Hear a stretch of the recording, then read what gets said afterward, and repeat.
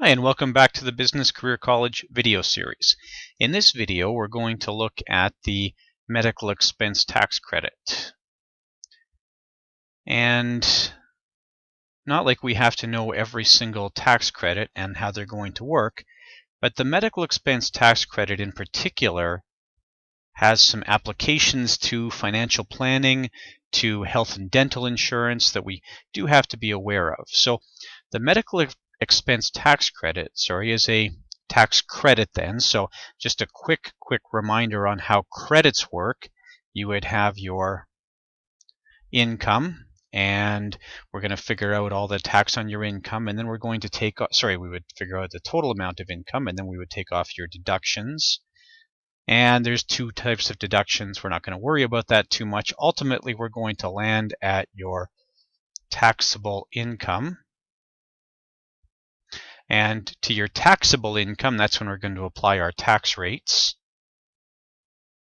So you would apply tax rates here, and there are other videos covering this. You would apply a 15% federal tax rate on the first roughly $45,000 of income, and then 22%, and then 26%, and then if your income is over about $140,000, you would apply a 29% tax rate, plus whatever the appropriate provincial rates are.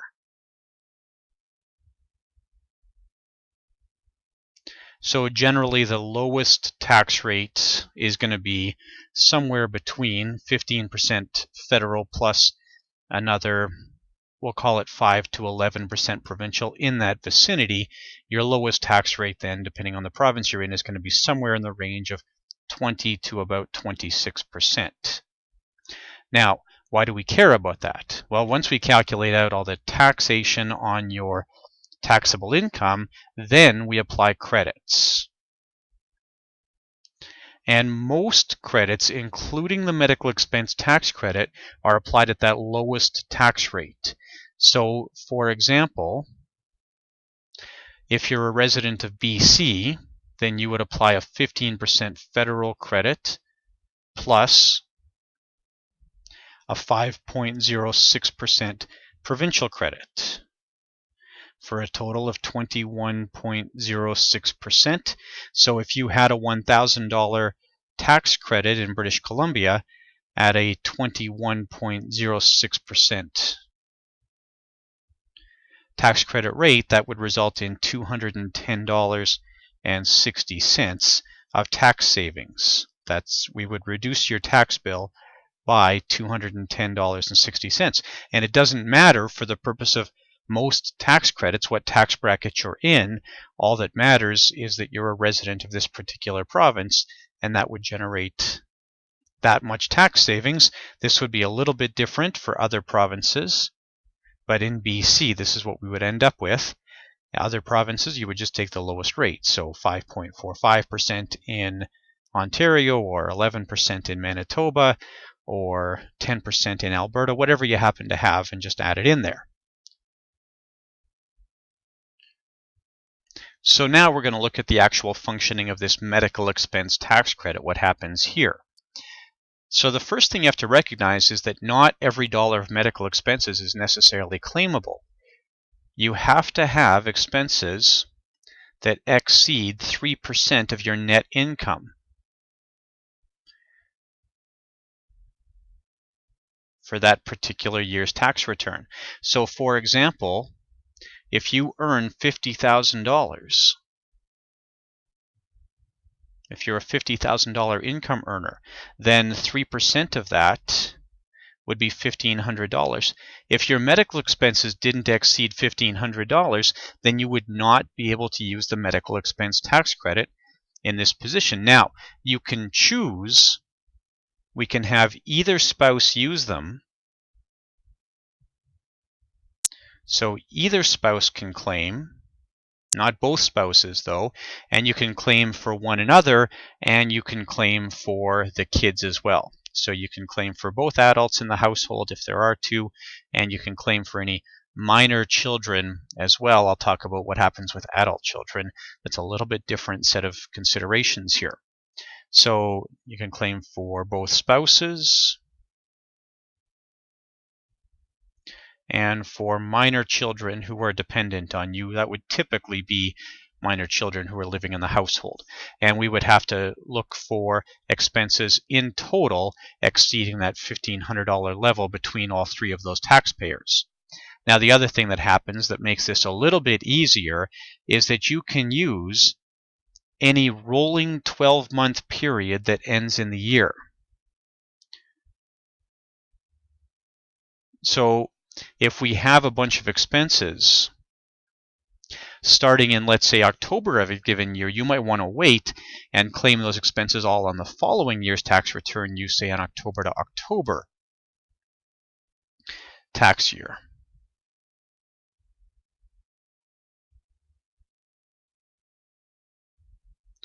Okay, so then what else are we looking at here?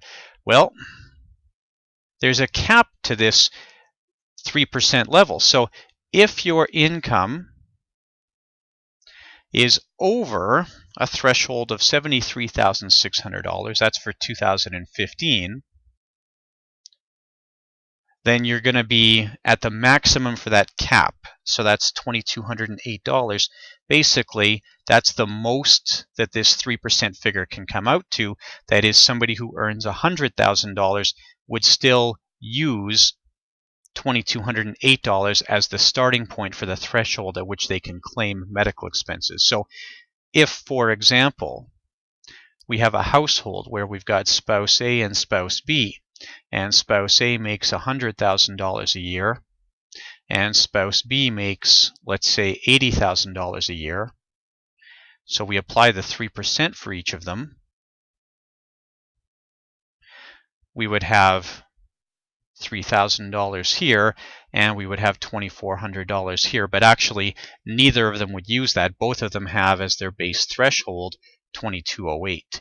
So as long as the medical expenses in the family break through that $2,208 level, then we can start to claim. If the expenses are below that level, then maybe you wait a year and see if you exceed that over that rolling 12-month period, or if you don't break through that, you just don't get to use the medical expense tax credit. Now, in a moment, we're going to break away and look at the CRA website and develop a little bit of an understanding of what types of things can be claimed here. But before we do that, just a couple of other fine rules here is that Quebec and Ontario both have slightly different rules. The other provinces all use the same calculation as the federal calculation. But if you're in one of these two provinces, and as always, if you have a particular tax question about your situation, of course that should be handled through a competent taxation professional. But recognize that if you're in one of those two provinces, there are slightly different rules for what you can claim and the threshold that you have to get to be able to claim. So then another notable rule here is that I said we can claim over here for any 12-month rolling period, but it's actually a 24-month period in the year of death. So you may want to go back and refile tax returns for the year prior to death, and then have the ability to maybe have a larger claim associated with that year of death, because essentially now you don't have to, because we can use 24 months, you don't have to double up on that minimum threshold. You can start from an amount that's larger and only use that minimum threshold once. Then the next thing to consider is, what about if you're trying to claim for somebody other than the spouses or minor children? You can do this, but it's still limited here. So you can claim for other related people. You can claim for your parents or adult children or a sibling, for example. But basically, you have to do the calculation another time, where you have to do the 3% again, and you have to break through it for that particular individual. So we're going to have a look at a quick bit of math here to show how the medical expense tax credit will apply, and then we'll break away to the CRA website just for a couple minutes as well. So let's say that we have a taxpayer now, and this taxpayer earns, let's say, $62,000. And let's say for the period November 2014 to November 2015, for themselves, their spouse, and their minor children, this taxpayer has $3,100 of medical expenses, and these would have to be things that fit on the CRA list. Your normal set of health and dental expenses, prescription medications, some insurance premiums related to health and dental insurance, the unpaid portion, if you have insurance coverage, the unpaid portion of your insurance claims is typically going to be something you can use here as well. So this taxpayer says, okay, at $62,000 times 3%, we know that you would have to break through $1,860 of medical expenses. Now, that's clearly the case here. So we have $3,100 of actual medical expenses. We're over that threshold. So now we would have $1,240 of medical expenses that could be claimed. And let's say that this particular taxpayer happens to be a resident of Alberta. In Alberta, you would have a 25% credit, that's 15% federal, and 10% provincial, that being the lowest tax rate in Alberta. And that would give us a tax credit then of $310. Or $310 of tax savings. That's how much we knock off our tax bill. As you can see, it's not a great savings. This taxpayer ends up, just by a coincidence as to how the math works out, saving exactly 10% of their medical expenses in terms of in relation to the medical expense tax credit.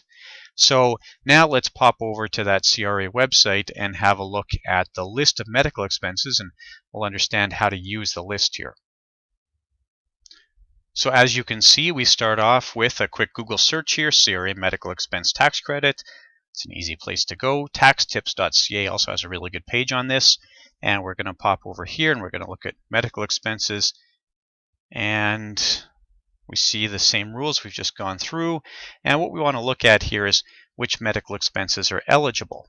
And we're going to see that it's quite a lengthy list done alphabetically. You can select by topic. You can try and break this down to by topic. So a lot of insurance people, for example, are going to ask about insurance premiums.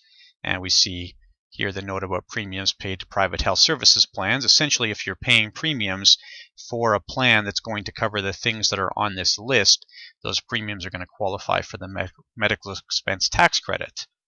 Now, we have lots of different choices on here. So some things like moving expenses that you might not have considered. For example, moving expenses if you have to move to be closer to a loved one who's receiving medical care.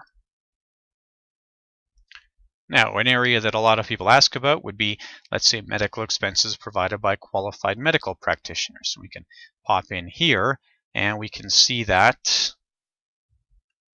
we have a list here, a separate list for medical practitioners, and we can go in here, and being an Alberta resident, there's something on here that always strikes me as unfortunate, and we can see, for example, depending on the type of medical service that you're getting, it may or may not be approved for the province that you're in. So an example of this would be, if we look at massage in the province of Alberta, for example, we see registered massage therapist, and we can see that Alberta in particular, the province in which I happen to reside, does not approve services for massage therapy, and this would stand to how the professional licensing body in that province does this. We see, in fact, most provinces massage therapy would not be covered under the medical expense tax credit. And the challenge with this, of course, is that that also means that you can't typically use a health insurance plan to cover that. Generally, health insurance plans are only going to cover items that show up on this list. So thank you very much for following along with me. I hope that's been a useful introduction to the medical expense tax credit. You can see that it's a fairly tough to use credit in practice. I wish it were easier. I wish that we could claim it from maybe the first dollar of medical expenses, but it's not so. So it is important to understand it because of its particular limitations, and because we see that a little bit of planning here can maybe open up some opportunities that we would not have otherwise considered. Thank you very kindly, and I hope you enjoy your continued studies.